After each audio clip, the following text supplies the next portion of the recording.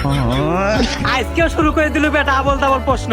ও কম্বল খোঁজে না আব্বা। বেটা শোন, ও কম্বল খুঁজে পায় না নাই তা জানি না, আজকে শোয়ার সময় তুই ঘর খুঁজে পাবো না নে। কি জানি আব্বা?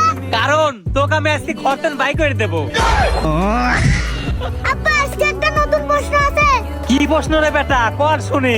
আব্বা আমার জামা তো সবসময় কালো হয়, তাহলে ফর্সা মানুষের জামা কালো হয় কেন? এ বেটা তুই থাম তো, না হলে কিন্তু আমার দর্শকের সব বেড়ে নিষ্ঠক হবে নি। আচ্ছা আব্বা, পানির তো কোনো রং নাই, তাহলে ডেঙ্গু মশা পরিষ্কার পানিতে কি জন্য ডিম পারে? আর বেটা কইস নে, মূষা মনে হয় বড় লোক ফ্যামিলির, এই জন্য পরিষ্কার পানির ডিম পারে। আব্বা মাছ তো পানির মধ্যে ডিম পারে, তাহলে ওই ডিম ভাসে না কে? পানির মধ্যে মাছেকার একটা হার্ডওয়্যারের দোকান আছে, ওনতেনে সুপার গুলো আটা কিনে এনে ডিমগুলো কাটা মারিতে হয়। আচ্ছা আব্বা এই কথা বাদ দাও, তুমি আমার আর একটা কথা শোনো।